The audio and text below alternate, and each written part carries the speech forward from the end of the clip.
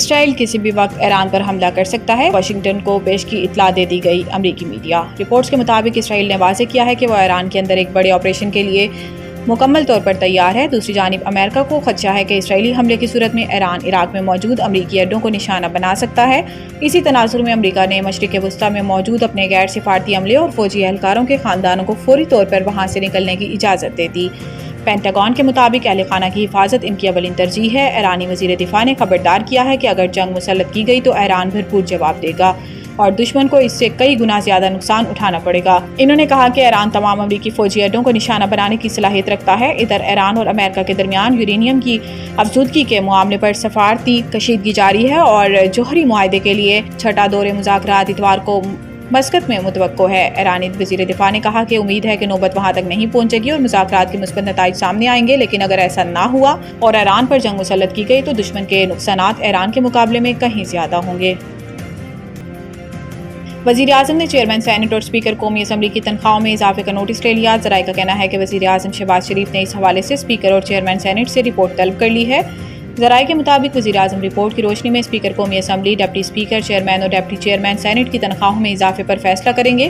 واضح رہے کہ آئندہ مالی سال کے بجٹ میں سرکاری ملازمین کی تنخواہوں میں 10% اور پینشن میں 7% اضافہ کیا گیا، جس کے بعد اسپیکر اور چیئرمین سینیٹ کی بھاری بھرکم تنخواہوں میں اضافے پر شدید تنقید کی جا رہی ہے۔ گزشتہ روز پوسٹ بجٹ پریس کانفرنس میں سوال کیا گیا۔ وزیر خزانہ نے وزراء، ارکان پارلیمنٹ، چیئرمین اور اسپیکر کی تنخواہوں میں اضافے کا دفاع کرتے ہوئے کہا کہ ان کی تنخواہوں میں 2016 سے اضافہ نہیں ہوا۔ اس کے علاوہ وزیر دفاع خواجہ آصف نے سوشل میڈیا پر جاری بیان میں ان برآت اور تنخواہوں کا مالی فحاشی قرار دیا ہے۔ اسٹاک مارکیٹ نئی بلند ترین سطح پر پہنچ گیا، 1,26,000 کا سنگ میل عبور کر لیا۔ بدھ کے روز بھی پاکستان اسٹاک ایکسچینج میں کاروبار شاندار رہا اور کاروبار کے اختتام پر 100 انڈیکس 2328 پوائنٹس اضافے سے 12,04,352 کی ریکارڈ بلندی پر بند ہوا۔ جمعرات کے روز پاکستان اسٹاک ایکسچینج میں کاروبار کا مثبت آغاز ہوا۔ اسٹاک مارکیٹ میں سرمایہ کاروں کی بجٹ سے مثبت توقعات کے بعد مسلسل زبردست تیزی کا رجحان دیکھا جا رہا ہے۔ کاروبار کے آغاز پر 100 انڈیکس میں 1233 پوائنٹس کا اضافہ ہوا، جس کے بعد انڈیکس 1,25,585 کی سطح پر آ گیا۔ تاہم کاروبار کے دوران مزید تیزی دیکھنے میں آئی اور انڈیکس میں مجموعی طور پر 1,675 پوائنٹس کا اضافہ ہوا، جس سے انڈیکس 12,06,028 کی نئی بلند ترین سطح پر پہنچ گیا۔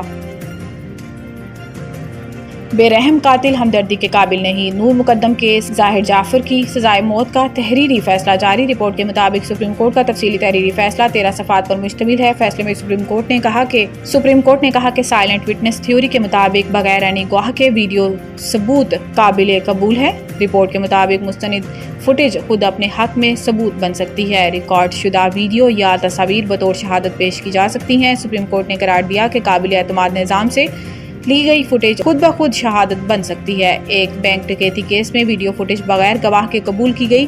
امریکی عدالتوں میں سائلنٹ وٹنس اصول کو وسیع پیمانے پر تسلیم کر لیا گیا ہے۔ سپریم کورٹ نے کہا کہ C C T V footage, D V R اور ہارڈ ڈسک قابل قبول شہادت ہیں۔ ویڈیو ریکارڈنگ میں کوئی ترمیم ثابت نہیں ہوئی۔ ملزم کی شناخت صحیح نکلی۔ ڈی این اے رپورٹ سے زیادتی کی تصدیق ہوئی۔ اعلیٰ قتل پر مقتولہ کا خون موجود ہے۔ تحریری فیصلے میں کہا گیا ہے کہ ظاہر جعفر کی قتل میں سزائے موت برقرار ہے، جبکہ زیادتی کی سزا عمر قید میں تبدیل کی جاتی ہے۔ مرکزی مجرم ظاہر جعفر ذاکر کو اغوا کے الزام سے بری قرار دیا جاتا ہے۔